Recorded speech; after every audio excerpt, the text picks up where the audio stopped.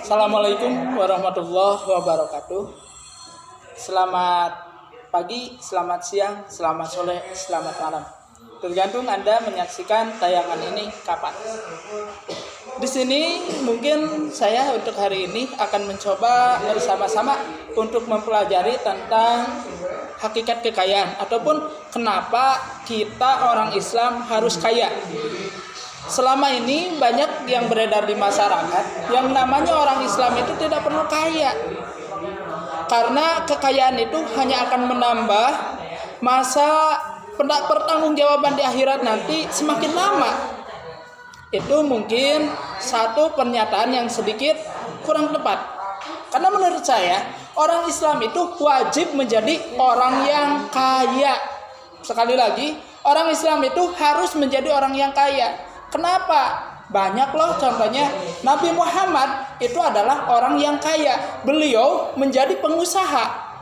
Beliau berdagang. Kalau dia berdagang sampai ekspor impor, berarti itu orang kaya apa orang miskin? Ya, itu Nabi Muhammad lah. Kemudian sahabat-sahabat Nabi yang lainnya itu 3 orang di antara Khulafaur Rasyidin itu 3-nya adalah orang-orang yang kaya. Ya. Selanjutnya, apalagi sih yang menyebabkan kita harus menjadi orang yang kaya? Yang menyebabkan kita harus menjadi orang kaya, kita belajar dari rukun Islam. Rukun Islam itu ada 5 kan? Yang pertama, syahadat. Mungkin syahadat itu hanya diucapkan saja, tidak perlu untuk mengeluarkan biaya. Benar kalau kita dilahirkan berasal dari agama Islam. Tetapi kalau kita dilahirkan dalam keadaan agama yang lain, maka kita ketika masuk Islam mungkin ada sedikitnya kita mengeluarkan ada biaya ini itu ya untuk kita masuk Islam. Ada acara dulu gitu kan. Setidaknya makanan harus dipersiapkan. Kemudian berikutnya yang kedua sholat. Kita ketahui bersama yang namanya sholat itu kita harus menutup aurat. Dan pakaian ataupun mukena, sarung dan lain sebagainya itu digunakan, dibeli menggunakan uang. Sehingga uang itu yang kita perlukan.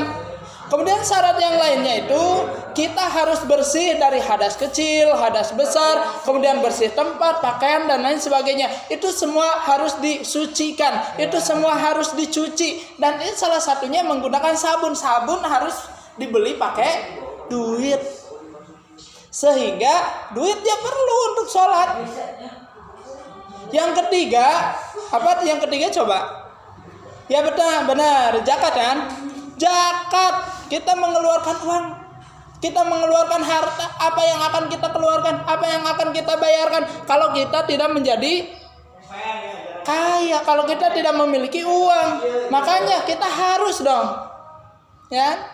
Pengen berzakat, ya zakatlah pastinya menggunakan uang. Wah sedekah pun pakai uang, sedekah pun pakai makanan, sedekah pun pakai pakaian.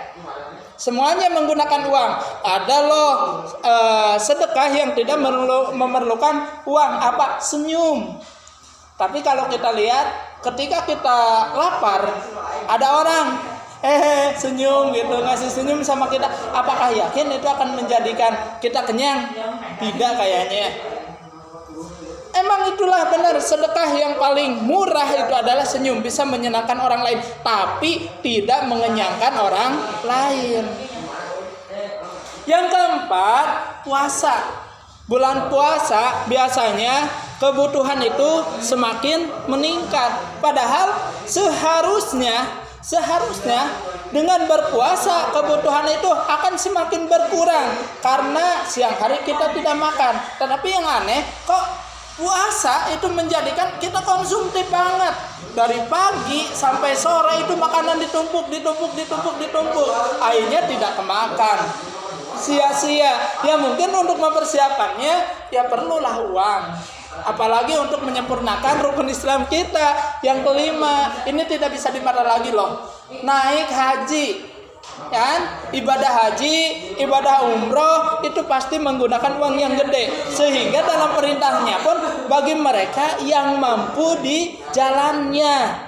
Jalan di sini berarti ada uang, ada ongkos, ada untuk bekal di sana, bekal untuk orang yang ditinggalkan. Itulah yang harus kita persiapkan.